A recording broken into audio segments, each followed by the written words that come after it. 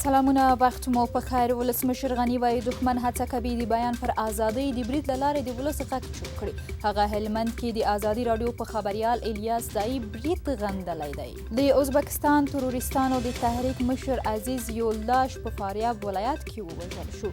د ملي دفاع وزارت وایي چې یولداش د شمالي ولایتونو په ناامنیو او تروریستي فعالیتونو کې لاس درلود. استرالیا افغانستان کې د جنگي جرمونو په تور د خپلو سرتیرو د قضایي تعقیب ارزونه کوي. د استرالیا لومړي وزیر ویلي د څېړنو پایلې ښیي چې ځواکونه په افغانستان کې د قوانینو خلاف کړنې ترسره کړي دي. د پاکستان لومړی وزیر د افغانانو په مشرۍ د سولې له پروسې ملاتړ اعلان کړی دی. هغه د پاکستان د بهرنیو چارو له وزیر سره په کتنه کې ویلي افغان سوله د سیمې لپاره حیاتي ارزښت لري.